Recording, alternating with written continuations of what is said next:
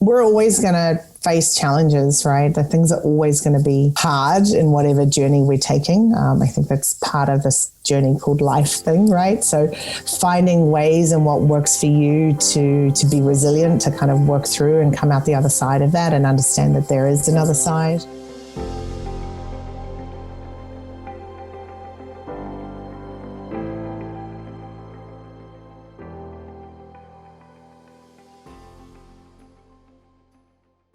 Hi, my name is Xavier Walker.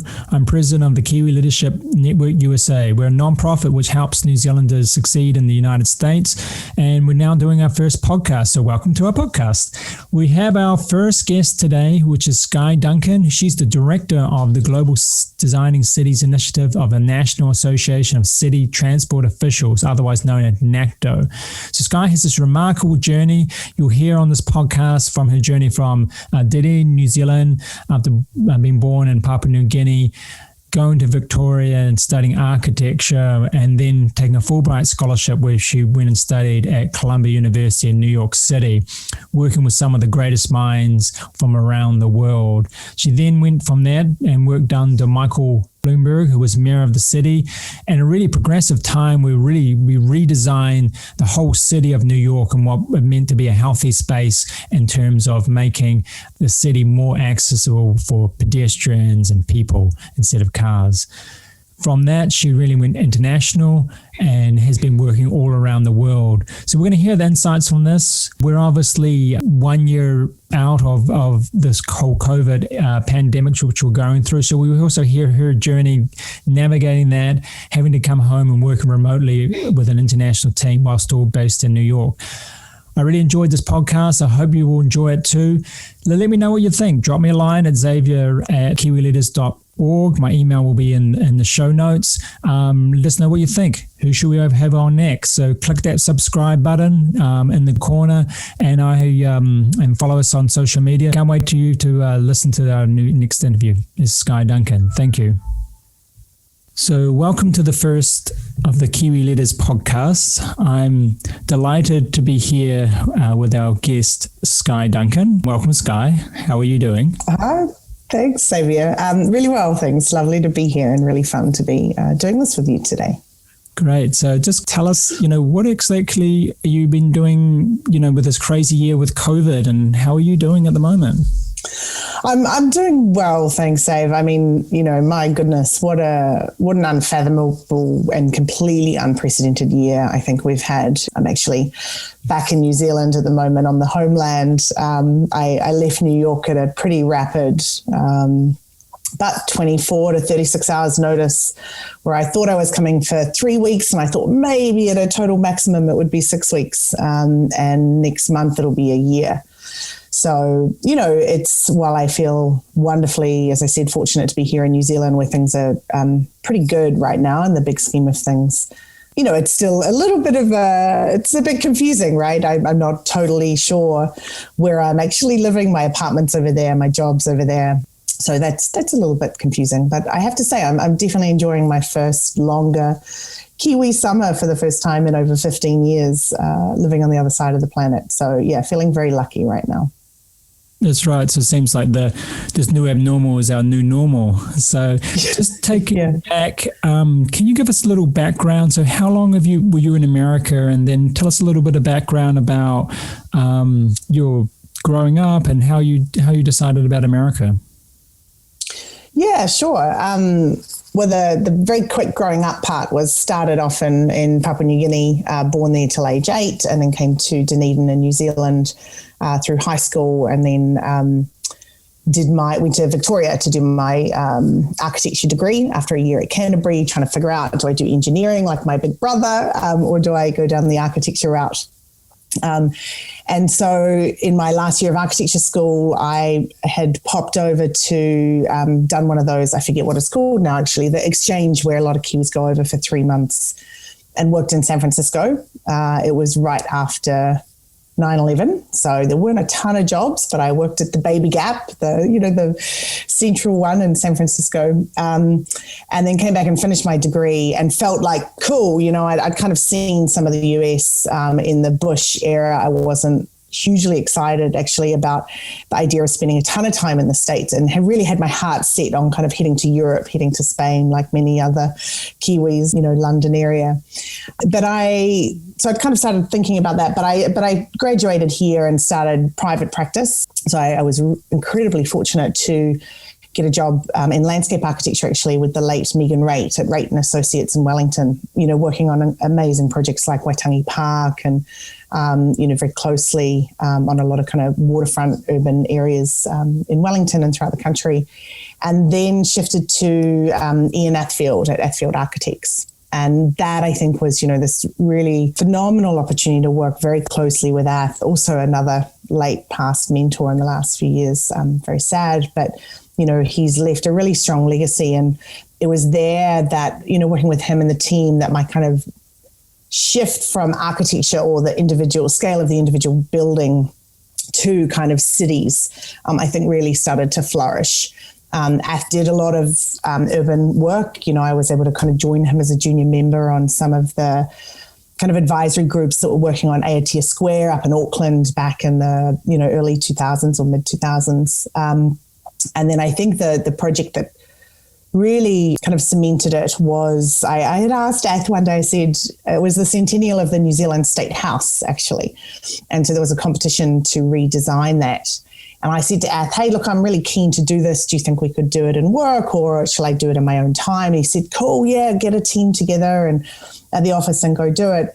And so we did. We flew up to Auckland, checked out the site, and really took a particularly kind of urban design approach to that idea of redesigning the New Zealand State House, to look at different sizes and scales of families. You start to think about the demographics of a neighborhood, the different systems that are serving that. And anyway, a long story short, we ended up winning the National Premier Award for our competition entry, which was just, I think, a really great kind of confirmation of this approach, of this idea of thinking of bigger scale, not physically bigger, but the kind of more complex thinking of how we can shape our built environment.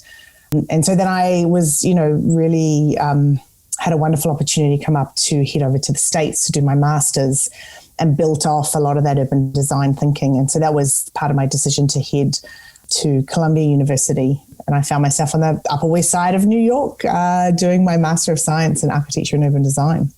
Wow, that sounds a crazy story. I mean, so the State House is, you've got dibs rights on the State House of New Zealand? Wow. No. Definitely not dibs rights. No, not dibs rights. But wow, that's a unique opportunity. So let's just take a little step back. So you grew up in Papua New Guinea. When did you? So you were born there, and then when did you move to New Zealand? About seven and a half when we moved here. My dad was coming back to go to graduate school at the dental school at Otago. Oh, interesting. And how was growing up in Papua New Guinea, and did that influence you and your thoughts on things? Oh, absolutely. I mean, it's, I guess I've got slightly biased memories, right? Your memories as a child, I think, are always a little biased, but at the same time quite magical. So to me, I've got wonderful memories of, kind of being on little islands with no cars and, just hanging out with the local village folk and swimming. And, I remember the stories of if you hear the village bell, then the crocodiles are out, you've got to get out and get back onto land. And, it was pretty magical memories. But when I think about it, actually, it was a relatively dangerous place, right, at the time we left, and that's partly why we left in the mid 80s. But I remember there were big riots, with tear gas bombs and things, at the kind of park right across from our house. And I don't really remember being scared. I just remember it being like, okay, now when that happens, you come inside, and we would sit down under the windowsill and watch from my little brother's bedroom because he had the view over the park. Interesting. So yeah, but I think it really kind of informed, we lived in a city, but we also had access to some really beautiful kind of natural areas. And I think that was, similar in New Zealand as well. So Papua New Guinea, Dunedin, I take it, in New Zealand. Yeah. And then when did you think about, so then you went to engineering, and you decided to be an engineer first and then decided to do architecture, or were you kind of like, oh, I'm not too sure what to do, I'll try engineering, that doesn't work out, I'll do architecture? Is that how it worked? Yeah, kind of. I didn't know. I loved maths and I loved science at high school, right? And I went to a really good high school here in Dunedin, but it was, I would say, relatively, at the time, I think it's much better now, but back in the day, you know, if you were really good at English, you went and became a lawyer. If you were really good at maths, you went into medicine. If you know, and I loved chemistry and maths and calculus and all that geeky stuff, but I also loved to paint and I loved creative things and art. And my oldest brother had trained as a mechanical engineer, and he kind of said to me, oh, look, engineering could be a good fit.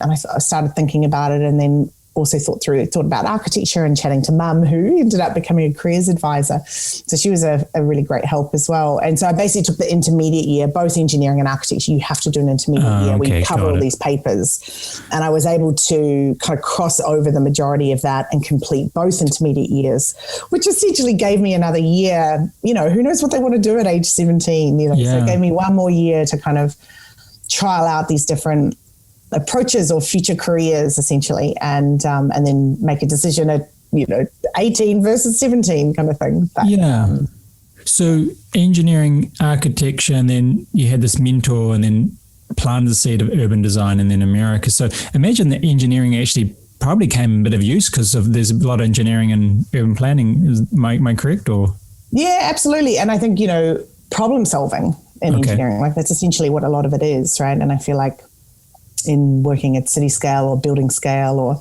even just managing a team, you know, often I think just this idea of like, here's a challenge we're trying to overcome. What are the kind of pieces that you need to pull together to develop a solution? Who do you need to get to the table?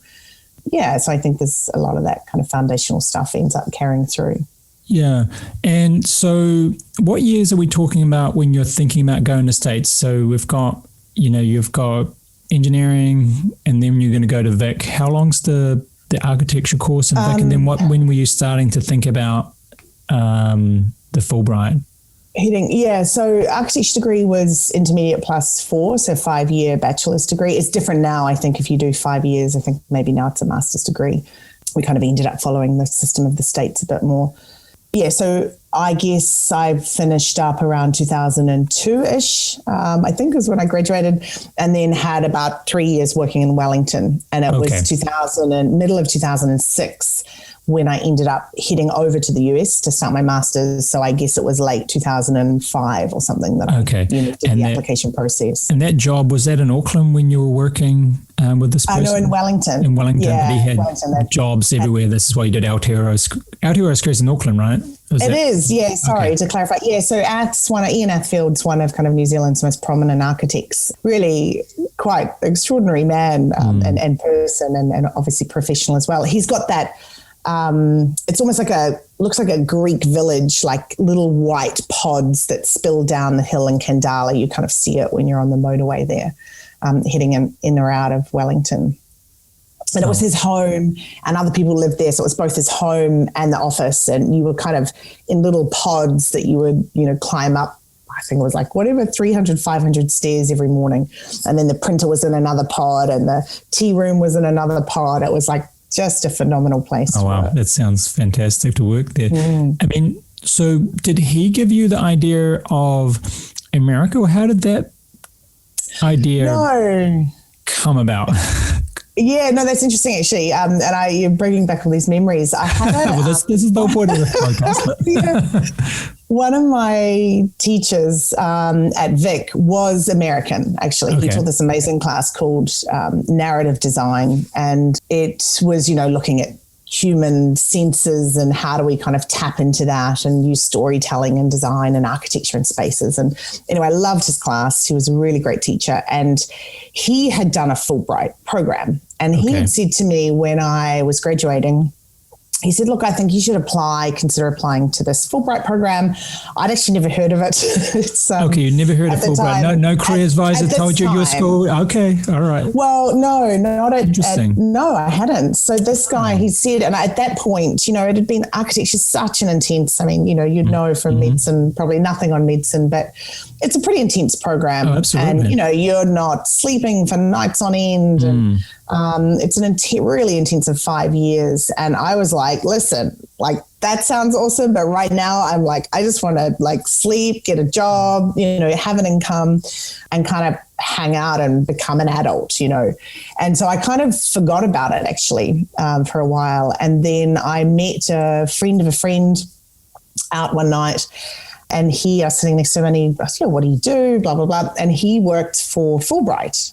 And the memories started coming back. I was like, oh, yeah, I've heard of this. And he was telling me about it. And he was like, oh, you should apply. And so I was like, I thought about it. I was like, oh, no, I don't really, I'm not planning on going to the States. My plan was to go and like get a job at a bar in Spain and learn Spanish. I had started going to like a night class with my roommate at the Polytech, and, we'd covered our flat with like little Spanish signs of toilet and toothbrush and fridge. And then I kind of thought about it. I thought, look, maybe I was pretty last minute. And so the deadline was really soon, and called home and talked to my parents, and they're like, give it a go, just write it up. And, and so I did. I thought, right, I'll write up the essays. I'll kind of build off some of the interests that had been emerging for me in the city scale and urban design, and submitted it and kind of forgot about it. And then next thing before I knew, I was sitting in interview processes. And so let's go back to that. So you got a person that puts the idea and the kind of plants it. So the bad timing, but it's planted obviously somewhere, and you're like, hey, I'm too busy. And then someone brings it up. I just want to go through, you then decide at last minute, why did you decide to go? Because this is actually a very crucial, I think for a lot of people listening, we're given this inflection point, whether it's passive or active, someone opens a door. Mm-hmm. And why did you decide to walk through it? And I'm going to take a little bit, maybe also with that conversation, your parents and how you're doing it. Was it more your dad or more your mother? And did any of your influences, because it's fascinating that you came from Papua New Guinea, and for, I suppose for us mere mortals, thinking about living in Papua New Guinea for a long period of time, it would be kind of a little bit anxiety program when you've got multiple kids. Your worldview on risk or going out there, like living overseas and going, no, that wasn't too bad. Actually, my experience in Papua New Guinea was pretty good. And, came to New Zealand and I settled in. Do you think that that would change for someone that, say, grew up listening to this podcast, has just kind of never done that? They've maybe grown up in the same city, and to go and live in a whole new world and the unknown.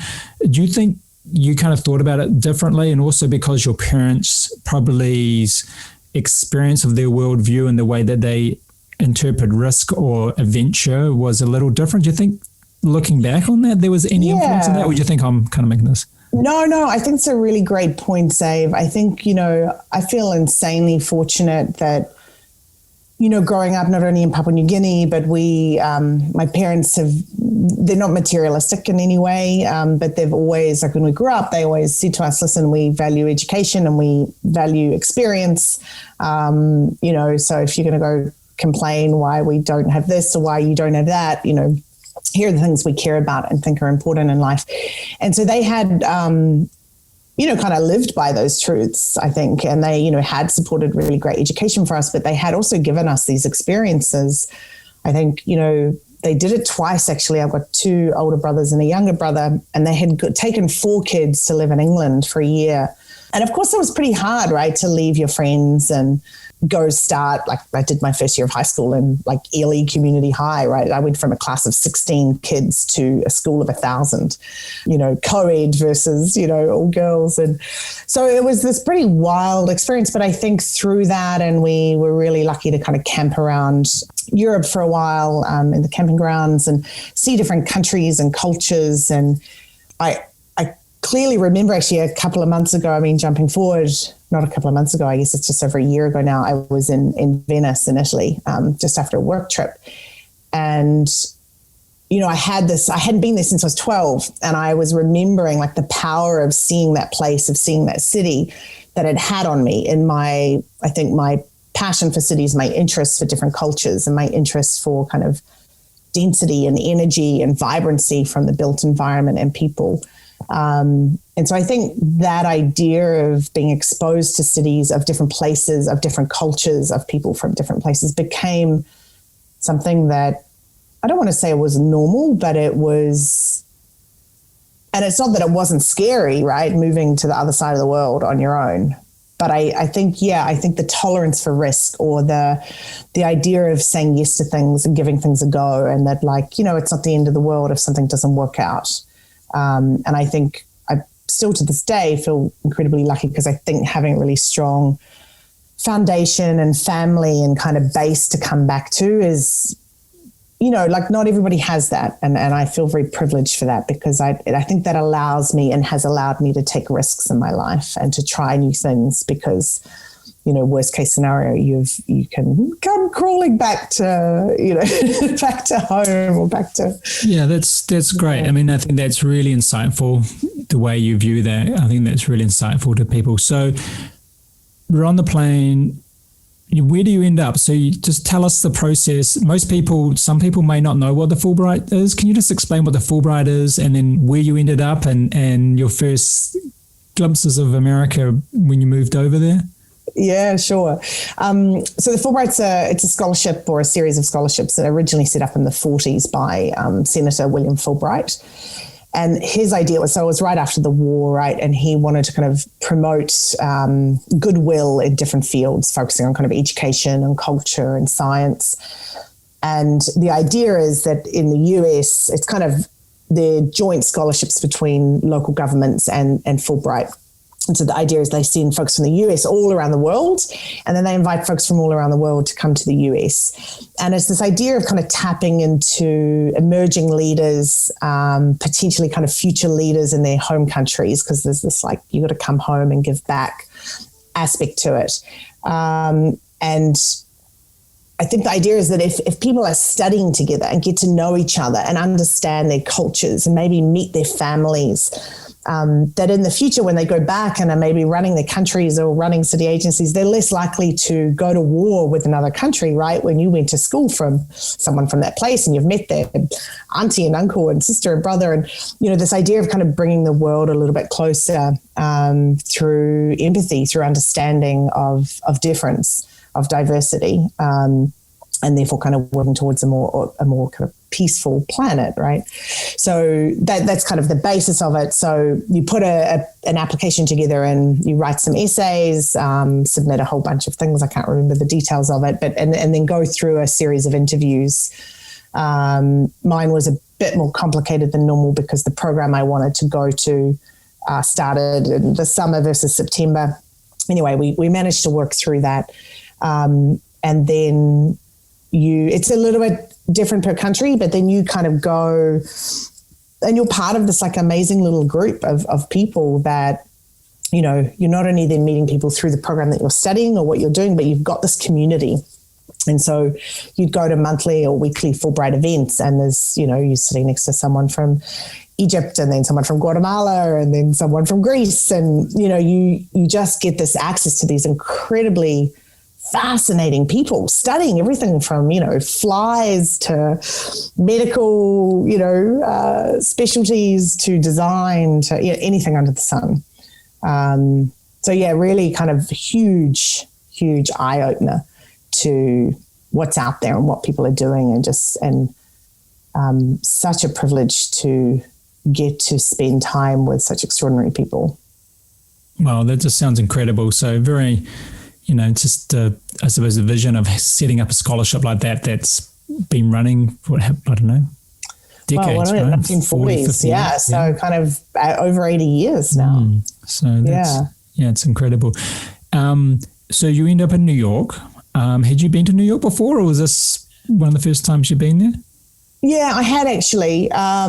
So when I mentioned earlier, I'd spent a summer, Kiwi summer, US winter, living and working in San Francisco. I had an auntie in Maine, and so I'd gone, you know, I was traveling, doing that with some friends. We went over to Maine and went down to New York and visited, and that was kind of my first time where you get that, like, wow factor when you kind of get dropped off in Harlem at our backpackers and, you know, pop out of the subway.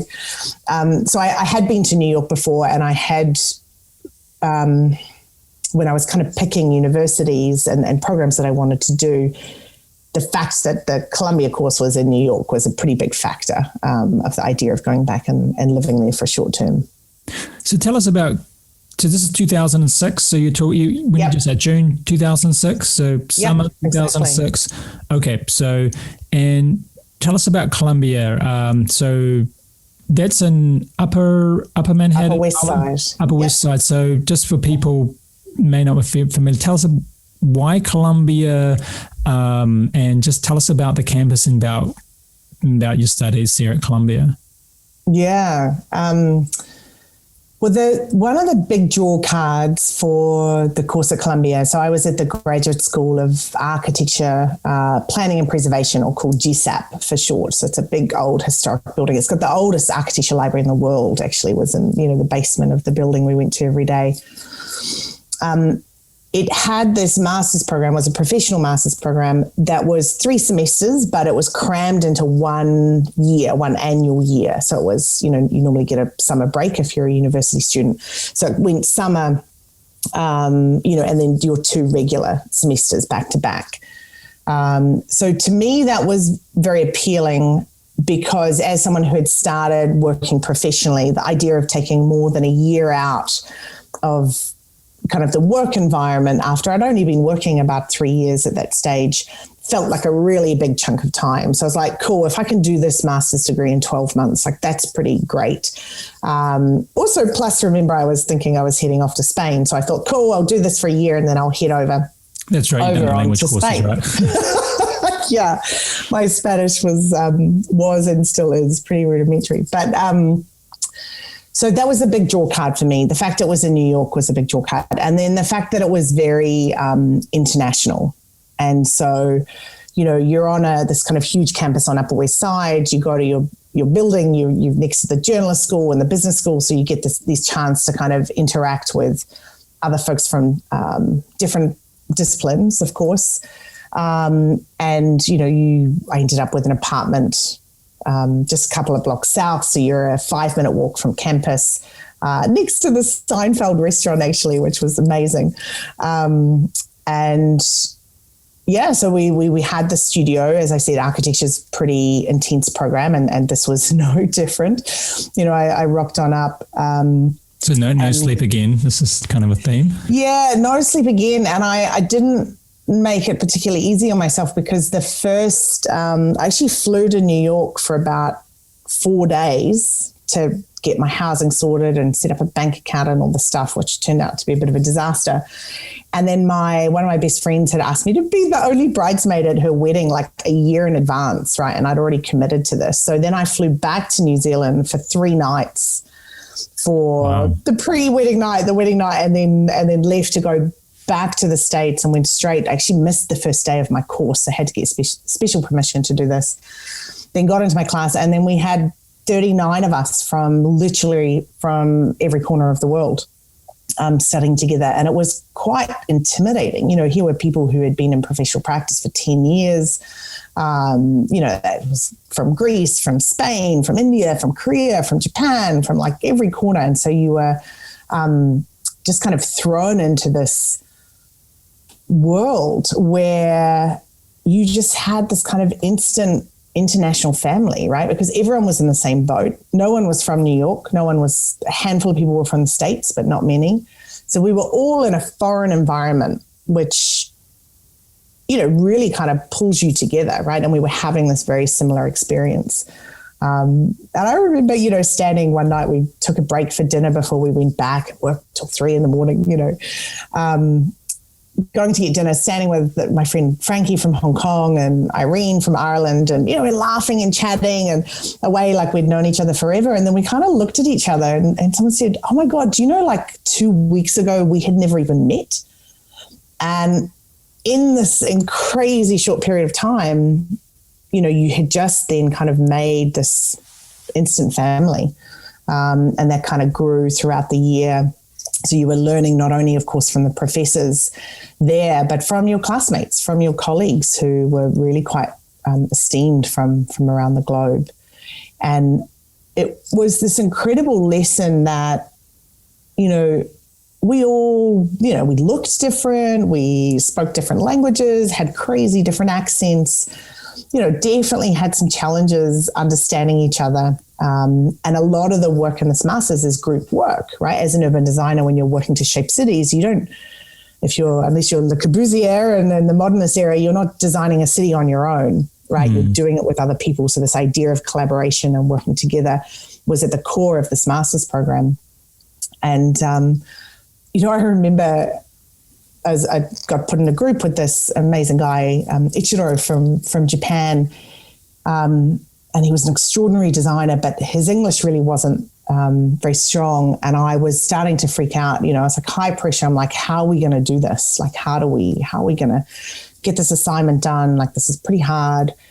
And what I realized was that it was so awesome because we couldn't communicate verbally very well at all, we had to draw everything. We had to draw all of our thoughts. And our common language across these 39 international people was visual. And so we could tell our stories and solve our challenges and, highlight different opportunities through drawing. So, I've always got a pen in my hand, so you draw and they're like this. No. What about like this, and it would go back and forth. And then it actually ended up being like one of my favorite, strongest projects we did in the entire year because of that challenge we had, but we kind of had to overcome that through finding creative ways of communicating, which was, really amazing. Wow. And then I just said one of the other amazing things about the program was that in the 3 semesters you started focusing on New York City. Then you worked at the kind of regional scale where you started to get into the complexities of urban systems a lot more at a regional scale, the water systems, transportation systems, different demographics, energy, power, built environment. And then in the 3rd semester, you go somewhere international. And so in our year, we all traveled to Ecuador, both in Quito and Guayaquil. And that was this unbelievable eye-opener. There I saw kind of flashbacks to Papua New Guinea. I had, we were spending time in these informal settlements where folks had no water, no power. They were, really living in incredibly vulnerable situations. And we came back to New York and I had been signed up to audit this class. You can audit over there, right? You're deciding whether to take a class or not. And there was this very globally famous architect actually who was teaching a class. And I thought, oh my God, of course I'm going to take this class with him. And so I show up and I sit there for the first class, landed from, Ecuador the night before or something. And for 2 hours, he talked about the details of a windowsill in a building, right? And I am in no way undermining the importance of getting really good windowsills because as we know, with leaky building syndromes and things, like getting those details is fundamental. But I couldn't unsee what I'd just seen and what I'd just come back from in Ecuador. And it was a moment where I just knew that at some point I needed to go and work and help communities that had a lot less than we do, a lot less privilege, a lot less resources in some respects. And that the knowledge that I was gaining through that year, at this point I was getting to the end of the year, was something that I kind of felt this responsibility then of what I would need to do with that to go and help different groups around the world. So I didn't know how that was going to happen, but it was kind of like one of those light bulb moments, I think that you get. Yeah, and then I was incredibly privileged to get invited back to teach there. So I spent the next 7 years teaching in the same master's program that I went through, and that became basically like a 7-year extension of my master's degree, where I got to learn from each class after class of phenomenal people that came through, and that luxury of constantly learning. Which I really miss. Wow, that sounds an incredible experience. So it sounds like, the analogy probably is you kind of went to the world champs of architecture. We talk about a lot of journeys and you kind of, you're at the pinnacle really of architecture in New Zealand, designing the State House, and now you're currently this new challenge with the world's best, from different points. And it sounds that experience was very intense, but was it more of a camaraderie rather than you felt like you were out of your depth, or did you feel that, hey, no, I kind of deserve to be here, I've done all this training, or was it kind of a mixture of these things? Oh, definitely camaraderie.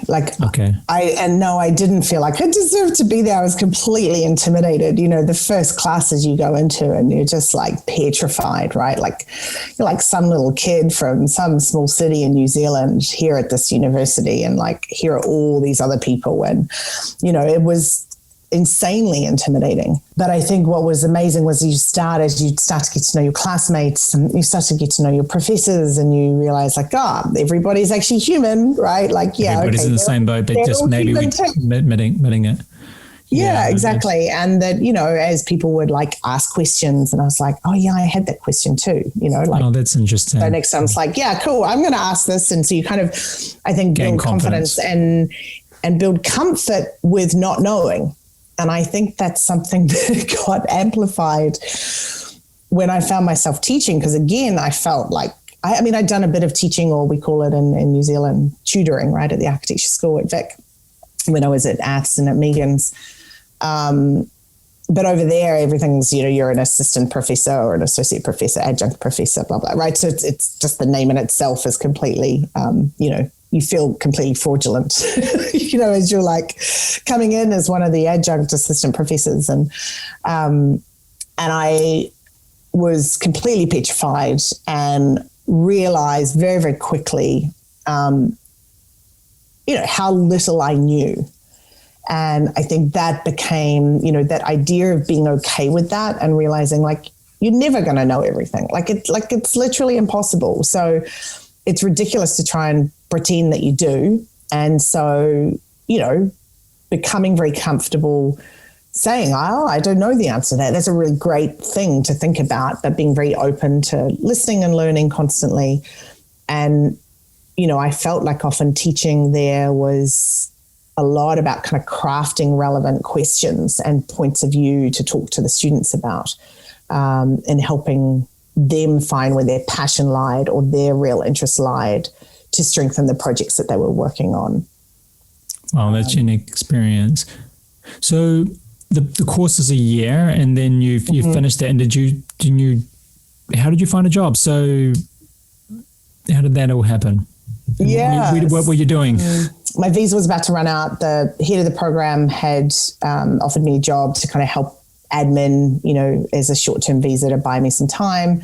And I was TAing, supporting teaching assistants, what's called over there, for the summer. And then meanwhile, one of my professors had suggested to me that I go and apply for a job at the city of New York. Now, what had happened was Mike Bloomberg was the mayor of New York at the time. He was in his end of his first term at that stage. And he had appointed this woman, Amanda Burden, who was heading up the New York City Department of City Planning. She was not a designer, but very, very passionate and particular about design. And she had recreated this essentially urban design group that had existed in the 1960s in New York. This idea of having designers in government to help think about the future of how things are shaped, in addition to planners, right? So it's design is much more visual. It's using kind of visual tools to expose and test and kind of put forth visions of what cities could be and how different systems overlap each other. And so anyway, she was recreating this urban design division. They had a chief urban designer and they'd hired one person. I went for this interview. Actually wasn't sure I wanted the job. I was like, what does it mean to be an urban designer for a city government? I was like, I don't want to get stuck doing massing models and stuff for the rest of my life. And so I went away, and then I actually asked for a second interview to say, listen, just be pretty frank, right? And say, look, I'm not sure I really understand what this job is. Can we have another go at trying to think through what it is and what I'd be doing? And it was never great. Heard anybody ask for a second interview. That's great, especially in New York. That's great. Well, and now, the guy who interviewed me, who's now like one of my very good friends over there, he was the deputy chief at the time. He said to me, look, Skye, honestly, we're not really sure. Like, I'm new as well, so-and-so's new. But what we have to do is put a team together to figure out what it means to have an urban design division in city government. And this is something that 15 years ago wasn't that common. Now it's a lot more common, but wasn't very common back then. And so I was like, oh, that sounds cool, right? Figuring out what that means sounds really exploratory and a really great learning experience. So I thought, oh, cool, I'll do it for a year, right? And 8 years later, I was still there. And so that just was, I got the job, but and one other guy as well. So we had a small team of 4 that eventually kind of grew. And, it was extraordinary. I mean, we got to work on, some of the biggest affordable housing projects in the history of New York. We were looking at a big focus for Bloomberg and Amanda Burden was the kind of post-industrial waterfront. So rethinking all of these waterfront areas today that are some quite beautiful parks, so public can access them. We would work on tiny plazas. We would work on skyscrapers in the middle of Manhattan. And then we would do all of this really cool kind of cross-cutting work around, what does it mean to find policy impediments that's stopping renewable energy being produced on rooftops in urban areas and cities? Or what does it mean for different real estate pressures to get into the facade thickness of a building? Quite geeky stuff, but actually these really little technical things that could unlock these huge, game changers in the city of New York. And then I ended up kind of heading up some of their work around public health and built environment, working with different agencies. And we created a publication called Active Design Guidelines, looking at how do you, looking at the chronic disease rates and how do you, so related to your work, Xav, but, how can you design staircases? How do you design streets? How do you design buildings that entice people to walk and bike and be active in an era where we've the automobile era, the sitting at our computer era, where kind of daily physical activity has been designed out of our daily routine. What could we do as people shaping the built environment, unlock the potential to shift behavior, to be more active, but also to have access to fresh food in food deserts, in neighborhoods that didn't have as many resources.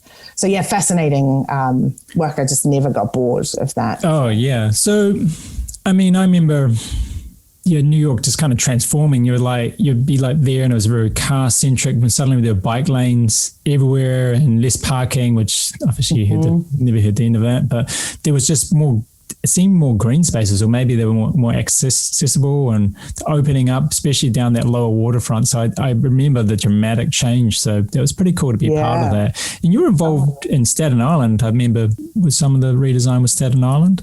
Yeah, I mean, look, we worked in every borough.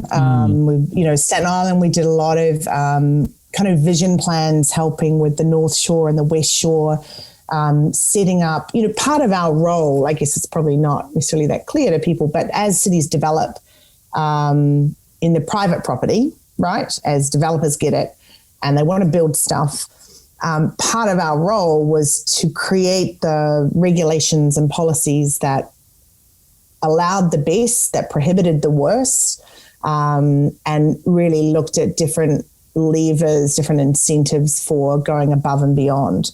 And our responsibility was to look out for the public good, right? Make sure that what is being done is of the best interests of the people, but having to do that within the parameters of understanding the realities of real estate costs or development costs and what is realistic. Because if things are too hard, then nothing happens and then you don't get any of the benefits to happen. So it's a really fine balance. Yeah. But yeah, we did that in the Bronx, Staten Island, Queens, just all of them. Tell us about Mike Bloomberg. I mean, he was it's kind of like a celebrity being the mayor of the city, you know, billionaire becomes mayor of the city. I mean, now it seems kind of normal now, billionaires becoming politicians, but, but, you know, that was quite big back then, you know, really took mayoralty into not that it, you know, with Giuliani, but it was really took to a new height. Tell about, did you ever get to meet him or hear him or? Yeah, I met him. I mean, he wouldn't know my name, but yeah, I met him a few times. You know, we would go over to City Hall for meetings, and, you know, that was always a pretty big deal when you're working, getting the drawings ready for a press release or, you know, an internal meeting with him. And he did some phenomenal work. I think it's far from perfect, right? And there are a lot of challenges that came out of the moves from the administration, but a lot of really amazing things as well. It's pretty hard to get anything perfect in the urban design, city design space. He had the relationship because his name is given, when I did my public health training, it was called Johns Hopkins Bloomberg School of Public Health. Yeah. A lot of the things you're saying is kind of what we learned. We never did, and it sounds like you did. Was there any relationship? Did you have people from Johns Hopkins work? Because I mean, the concept of food desert is something that we studied a lot, and a lot of research was done in public health. Was your relationship with public health, especially with Hopkins, or did you already have that expertise built in the New York City Planning Office? No, great question, Zave. Not with John Hopkins then. I do now in my current work with John Hopkins, because we're actually, Bloomberg Philanthropies is one of our biggest funders now in the work I do. At the time, though, the public health work we were doing at City Planning was in conjunction with the Department of Health and Mental Hygiene in New York, and the Department of Transportation and the Department of Design and Construction. So we kind of would pull these different stakeholders together to come and bring different bodies of expertise to like overlap. It was incredible, right? Like the food desert stuff. So we'd get like the GIS maps that would look at the highest rates of obesity, highest rates of asthma. Then we'd look at the food maps of, you know, the inverted relationship of a perimeter around a supermarket. And then what's overlapped? And you get these kind of carbon copy maps that then say, all right, well, here's a problem, like a pretty clear problem statement. And then our job was to say, all right, well, then what can we do with that within the power of policy? It's a very blunt tool, but it's still a tool. So you could say, all right, well, if you're a developer and you're developing a supermarket, one, you might get an incentive for doing a supermarket. And if you have at least X percentage of your floor area covered by fresh food or something, then you might get a development bonus, right? So you might be able to build a few more apartments. And so it was like this negotiation of, you know, you don't want to give too much because taller buildings is going to block more light and so forth. So there's different ways to do it that we would have to work on. But we were always fighting for like, how do we get public good, right? Is that more public open space? Is it better transit stations? Is it access to healthier food? You know, for people listening, you know, that kind of sounds like what we should be really doing in New Zealand and other countries, is having more of a connection that's all one, like whether transport or housing or urban planning. And health is a lot of, and we still say in health that, you know, health is the social determinants of health, right?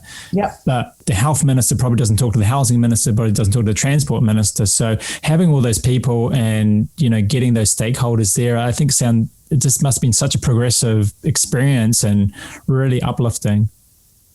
Yeah. And it's funny, my boss at the time used to say, he's like, I'm not sure if you realize, but like, this is a very rare time when different stars align in city government. Right. And, you know, that was my first time working in city government. So cool. I didn't know any different, but now I look back and I realize, you know, we work now in city governments all over the world. So I do realize like how hard it is. Like there's a lot of bureaucracy and a lot of that comes from good intentions, but can get really stuck.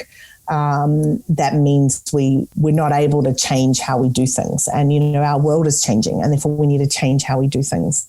That experience was about 7 years, you were saying. And then how did you transition that into, is it your current role? Did you go from that job to your current role? How did that happen? And what made you change?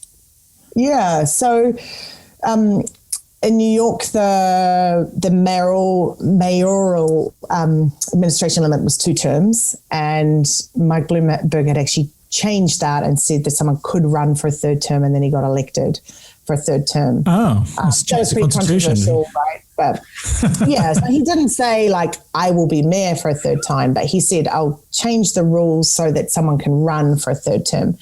And what was actually amazing about that was and sorry, I'm going back a bit, but it had meant we'd all been working to kind of wrap everything up and get everything set and tee everything up for the next administration to do all the implementation. But when he got reelected, it actually meant then we had 4 years of pretty solid implementation time. So 12 years, like it takes a long time to get change done in cities, as I think many people understand. But this idea of having 12 years to kind of get some stuff on the ground was pretty amazing. You know, when you look at the term limit of 3 years in some places and like, what can you do in 3 years? It's really hard. So I ended up staying for his last term, which was those 4 years. And then, so it must have been 2014.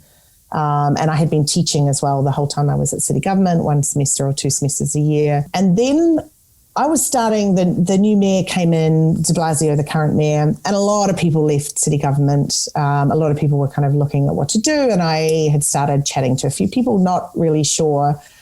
And then I got approached by Jeanette Sadiq Khan, who used to be, she was Mike's transportation commissioner. So you mentioned before how New York changed with the bike lanes and everything. She was the one that like closed Times Square to cars. She brought in the bike share. She brought in the bike protected bike lanes and kind of set the tone for the US changing.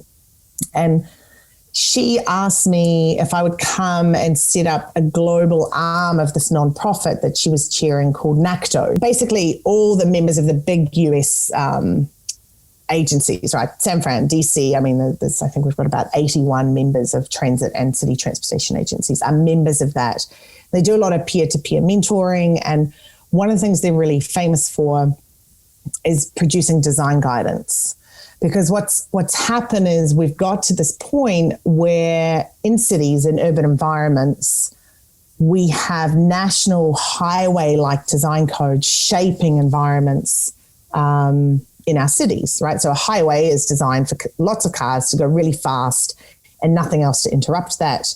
In cities, it's the complete opposite of that, right? We want spaces for people. We want businesses to flourish. We want different types of modes of transportation to be supported.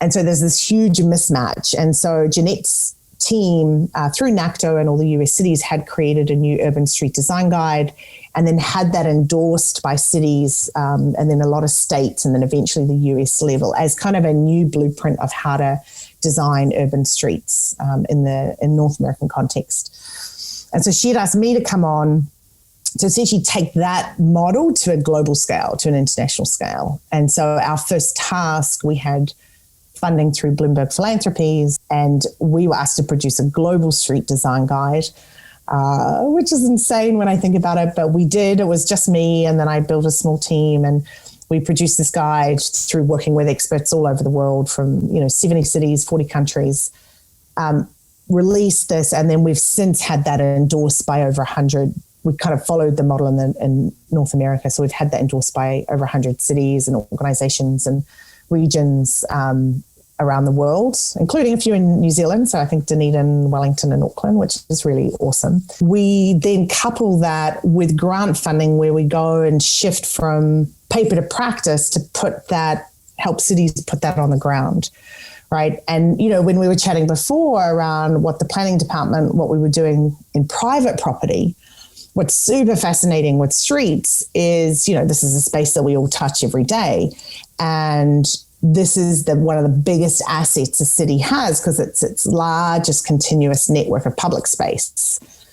And when you look at the plethora of global crises that we're facing from, the climate crisis, resilience, urban heat island effect, the fact that 9 out of 10 of us are breathing polluted air, that we're now finding remnants of air pollutions in the placentas of babies after they're born, that, the physical inactivity that we talked about because streets are too dangerous for parents to let their kids walk or cycle to school anymore, or distances have got too far, or transit's not good enough. Insanely now, it blows my mind, the number one killer globally around the world of people ages 5 to 29 is road traffic fatalities. There's people dying on our streets by getting hit by vehicles. So our goal with kind of going out there and helping cities unlock streets as this asset to help this huge, equity challenges, kind of economic crises, to use that space to rethink it, to reimagine it, and kind of redesign that space so that it can serve more people and serve more functions. We put this incredible value on private real estate. Every square little inch or centimetre, right? It's worth so much money. And yet in our public space, we're like, oh, cool, yeah, free parking, whatever, like really wide travel lanes, who cares? And yet that space, if we actually thought about that in a different way, it's like, oh, that could be helping us manage our water, clean our air, give spaces for kids to play, be safer. So we've been now for the last 5 or 6 years working everywhere from Brazil, Colombia, India, Ethiopia, Albania, Italy, a ton. I think we're in like 30 different cities around the world now, going in and helping cities either kind of update their policies, to do trainings for their practitioners. Then we literally go out and like paint streets in the middle of the night, or we used to when we could travel, to kind of show what's possible and then help them kind of. Yeah, I always want to, if we can, want to insert some pictures, because I think what you do is really visual. I think there was a nice piece in The Guardian that kind of summed up everything well, the kind of before and after. So I wonder if you could just, because it seems quite conceptual thinking about it, but when you look at it, you're like, oh, the before and after. Can you kind of explain that? So, I mean, just to take the listener back. So you're like, does the country ask you to come to them so they know about you? Or do you approach, like, say, Calcutta or Milan? I don't know. These places? Yeah, there's a few different ways. They approach you? So mostly it's through different grant programs. So we're part of a Bloomberg initiative for global road safety, and that cities are selected based on need and desire and political will to kind of join that program. And then we work with, this is definitely not just us, we work with many other partners around the world. So with Johns Hopkins University, with folks who are with enforcement experts, with folks who do a lot of data collection, with media campaigns. The World Health Organization is one of the partners, and the World Bank, that help with the kind of country level work of the cities that we work in. So that's one area that we kind of have a big selection of cities. Last year released, we had a new program and released a new guide, supplement to the Global Street Design Guide, called Streets for Kids. And so this was looking at the specific needs of like caregivers and babies and kids and teenagers of their streets as well. And we invited any city in the world to apply to receive training, technical assistance, or some selective project support for implementation. And we had 12 awards, and we had over 100 cities apply for that. And so, in some cases it's an application based, and then some, like Milan in Italy, is more of we partner with Jeanette Sadak-Khan's team at Bloomberg Associates in supporting their work with the mayor and the city in Milan to launch plaza programs and kind of show them how to do it. And they're now scaling that up, and our idea is to kind of make ourselves redundant, right? Once we've kind of shown how to do it. But, you ask, like, as a visual, like you might imagine, a wide street with speeding vehicles, and, there's a school on one side and a park on the other. And, the distance between the crossings is so long that, someone carrying their child has to, they either risk their lives and run for 10 seconds across the street, or they have to walk for 12 minutes, to get to the nearest crossing and to get to the other side of the street. So it might be as simple as adding things like pedestrian crossings. We do a lot. We did a really great project called Spoleto in Milan, outside a school there, where it was just a huge swath of asphalt with like 5 streets coming together, and every parent would just come and like kind of park in the middle, and it was a total nightmare, and it had a light rail, a tram kind of going through it. And we totally redesigned that entire intersection. And we often use like bright colors and like fun things to kind of bring attention and make it a nicer space. And so by rethinking that geometry, we still let vehicles go through. We just shifted how they could do it. We added in a protected bike lane. In this huge space that we reclaimed, we then created ping pong tables and plants and seating and just space so that when the kids spilled out of the school gates, they weren't spilling into the roadbed, or their parents didn't have to wait for them in the middle of the roadbed where they could get hit by a vehicle, right? Instead, they actually had this quality public space where they can come together as a community. You're getting less vehicles, so you're starting to kind of clean the air so that our kids, I was reading a horrible article this morning about how polluted our air is for our younger citizens again, and it's just new evidence showing it's worse and worse. I think it's over 8 million deaths a year now. Sadly, I've got like this horrific collection of photographs of people in wheelchairs who are having to move in the travel lane and like battle off against the buses because no one's bothered to design a basic footpath or sidewalk for them. Instead, it's got a light pole in the middle of it, or it's cracked, or it's got a car curb cut, and no ramp, so they can't get on there. And you might have one block of like really beautifully designed, but if the next block isn't and it's not a complete network, it doesn't work, right? So we see our most vulnerable citizens, our most at-risk citizens being put more at risk because of the decisions we're making about how we use that space of our street.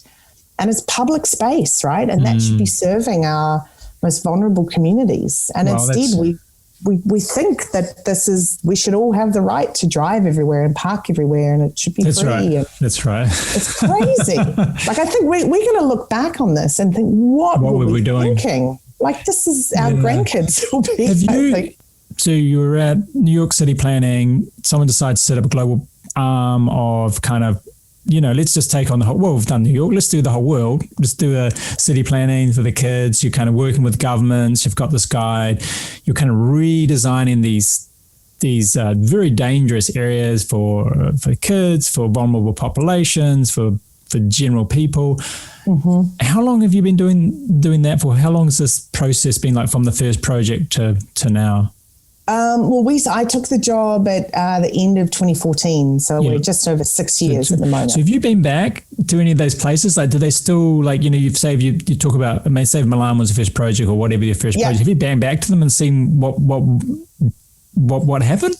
Yeah, so look, obviously not every single project succeeds, right? And that's part of often what we do, is why we use these kind of shorter term materials to help trial it and acknowledge that, things need to change when a global best practice is adapted to a local context, and that's important to go through that learning process. So some don't survive, but a lot of them, absolutely. Wow. We were able to show that, like, speeds are getting safer. Like the city of Fortaleza, actually, in the north of Brazil.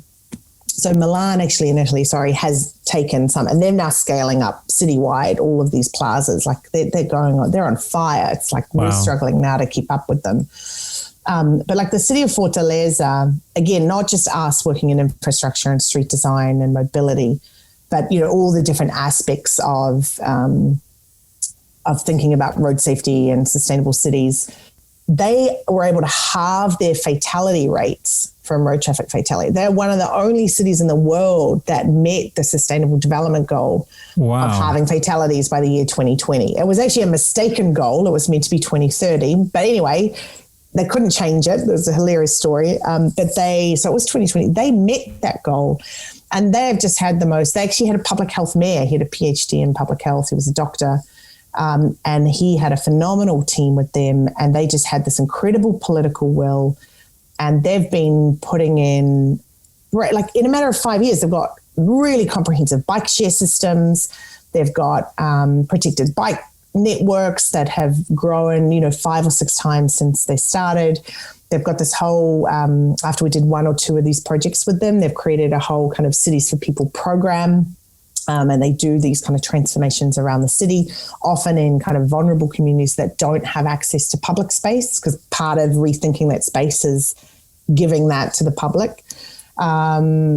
the list goes on. They're doing a lot of stuff now. So with streets. We don't hear about Fortaleza. I know it's a good beach city. I've never been there. Yeah. But maybe we need to kind of look there and that, I think that must be really meaningful to know that, especially with you, when you were talking about Ecuador and like wanting to do this public good and then going to have to learn about windowsills. I can imagine windowsills, and then now you're really saving lives, no really. offense to anybody who does windowsills. No offense to anybody who does windowsills. It's very important. But, you're literally saving lives. Like what you're doing is saving lives and improving the lives of others. That must be just amazingly meaningful.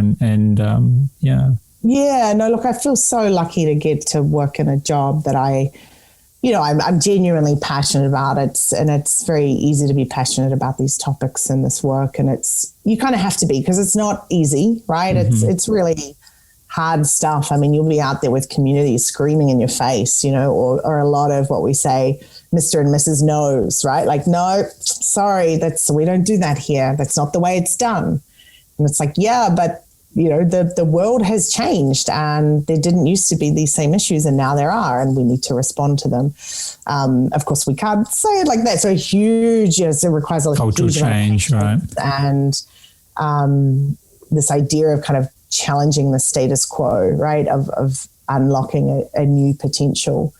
And you just see incredible progress. I mean, gosh, we've got a really, really long way to go. But it does make me kind of look back, at the States and look at in New Zealand and kind of think, like we've got no excuses.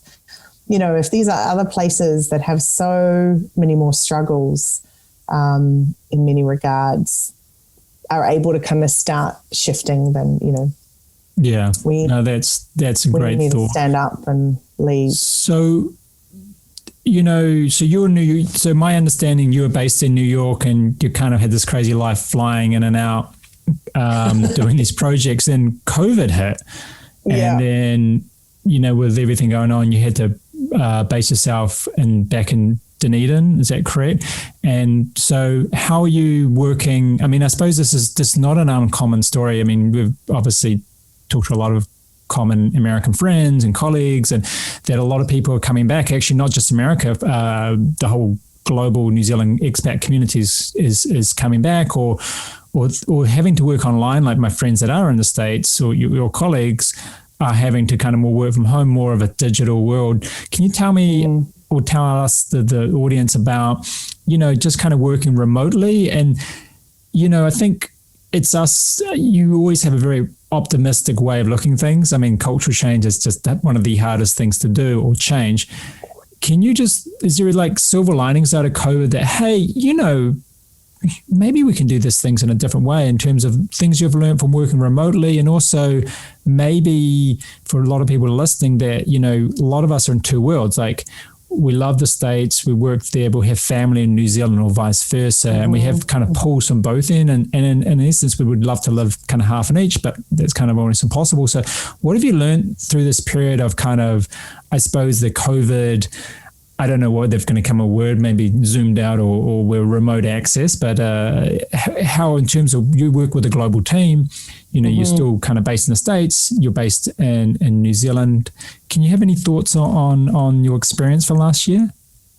Yeah, it's pretty confusing. I certainly don't have any answers. I think there has been some silver linings. I think I'm always very wary of saying that, because I think there's such deep struggle and devastation that's happened. I think we've been pretty sheltered from that here in New Zealand. Yeah, so when I left, I reached out to my team. So I got a pretty small team, but I think we've got probably 11 different countries represented and 15 people.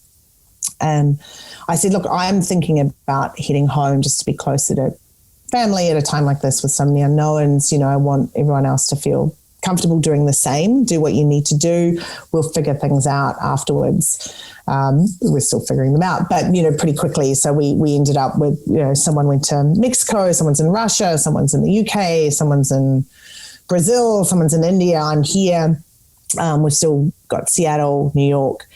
So it's pretty crazy, right? Like as a team, we're trying to figure out ways to work, and it's not perfect, but I must say, I think we're doing a pretty good job. It's some crazy hours for me here sometimes, might be like 2 a.m. till 7 a.m., just to try and once in a while get on a call with like the full team. Otherwise, mostly we're kind of in different shifts that we try and touch base with our city partners. Obviously, we're used to going there and being on the ground, right, and doing a lot of trainings and capacity building, also physically helping with the transformation projects. Many of the places we're working have been really hit incredibly hard in the last year as well. And so, we're very patient, of course, and very understanding and try to help as we can. I think what's interesting with a lot of the kind of capacity building is we used to be limited with the number of folks that could, say, be present in the room at the time or could travel to a training. Same for kind of internal capacity building for my team. And now that it's remote, actually more of my team, the more junior staff, can join and learn when we didn't have the budgets to fly someone there. And of course, more importantly, the people that we're reaching, we might now actually be able to reach like 2 or 3 times the amount of people with some of this knowledge in a more online kind of digital format. So I think there are a lot of positives that we're still working through, but that will end up increasing the impact of the work and awareness, which is great. I think we've still got a lot of challenges ahead. I think in terms of the kind of the actual space itself, on one hand, in the lockdowns that we've seen kind of pepper the world globally in the cycle, right? We've seen this increased attention to the space of the street as this critical asset, right? The importance of having space to be able to walk with a physical distance, or to be able to bike if someone doesn't feel safely, if someone doesn't feel, comfortable taking transit, or it's not safe in that city at the time. The idea that most people are working from home, and so there were less cars out on the street. I know you're here in New Zealand, a lot of folks said the same, right? You started to hear the birds, you started to feel cleaner air. So I think we don't have all the answers, but I think there is, as I said, a highlight of the importance of this really critical asset in our cities. And, with the climate crises that we're facing, I think it has shown that what we can do as a global community when we put our mind to it in terms of changing really big things of what we assume is standard practice and what we assume is the status quo. We quickly pivoted, we were kind of desperate to figure out what we could do. I can't believe we released it in May. Actually, lockdown happened in March. And by May, we had released our first edition of Streets for Pandemic Response and Recovery. And we basically were drawing what was everyone doing around the world, what were city government officials doing to protect their communities, how could we share those lessons. No one knew if they were really like best practice yet, but everyone was doing their best guess, right, at how they could help address this challenge. So we see like cities like Milan and Paris went on fire in terms of just lanes and kilometers and kilometers of bike lanes suddenly, right? And now we've got really incredible percentages increase of female cyclists, of new cyclists now taking up that mode of transportation. Schools starting to close the streets outside the front of their entrances so that, their kids are not getting like drowned in polluted air, but instead can come out and, as they're going back, have more space to enter, to wait. So it's come with the COVID lens, but I think there's going to be valuable pieces of this that we need to be very prepared to kind of keep pushing for and keep here. Yeah, I think that's a great summary. And just, I think we've kind of gone through things, and just to wrap things up a bit, you've just had this remarkable journey when we look back on it from, you're international to New Zealand to New York, Colombia, now doing global. What are some words of wisdom or some insights or some advice that you would like to give to people at different stages, maybe when they're looking through a challenge or want to try something new, or whether it's the States or something else? There are some particular things that you would like to give our listeners?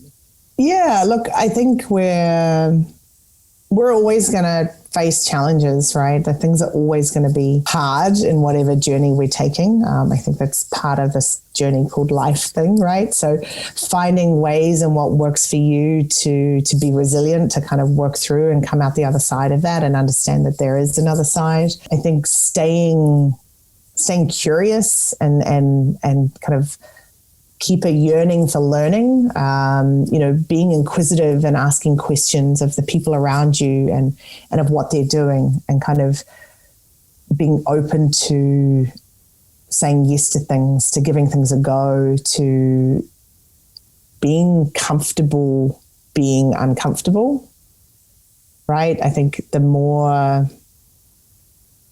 discomfort can, I think, or fear of something different can stop us from trying new things or reaching out to somebody. So I think the more you're able to realize life's kind of these series of uncomfortable things, and the more we get comfortable in that space, I think is pretty important in allowing us to venture into some of the unknowns. But also, a lot of the basics of like work hard and be honest and, be bold and kind of really fall back on empathy, right? I mean, we're all in this journey together, and someone's always having a crappy time or going through something hard and they don't know. And so the more I think we're able to put ourselves in each other's shoes and kind of understand the perspectives of those around us, I think is really important. That's great. And if you can so smile, I think that's the other thing I find is like, this kind of contagious idea of, as hard as things can be, it may sound kind of cheesy, but I think, finding ways to, in all that seriousness, have a bit of light and have a bit of fun and have a bit of joy mixed in is pretty important. That's great, Skye. So we're too for Skye Duncan in the next 5-10 years if COVID gets better. Look, I think for now, I'm still just very focused on the potential of the work that we're doing. I think we see exciting changes, but we know we've got a really long way to go. So I think our work will continue to evolve. I think there's new geographic regions, there's new creative ways of spreading the gospel, for lack of a better word, right, of trying to help folks be aware of what's possible and the urgency of changing how things are done. So I'm pretty set in the challenge of the next few years of focusing in on what we're doing and scaling that up and trying to increase the impact of it. So our organisation is called Kiwi Leadership Network USA, as you know. What does Kiwi Leadership mean to you? Well, I think you mean the organisation or just the word Kiwi leaders. Well, I think being a Kiwi, it means to me being authentic, right? So if you're not a Kiwi, then who are you, right? So being authentic and acknowledging what matters most and to you and figuring out how you can share that with others and use it to kind of uplift and inspire other people.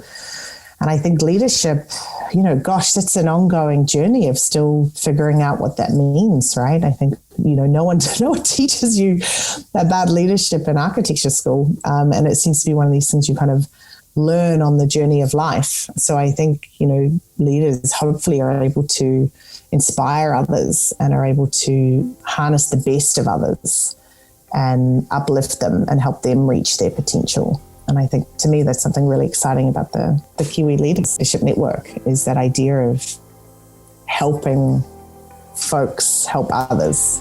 That's a great note to leave it on for our listeners. So thanks, Skye, for your time and all the work you do. We will be following you. So if the audience is out there, where can they find you on social media or online and on websites?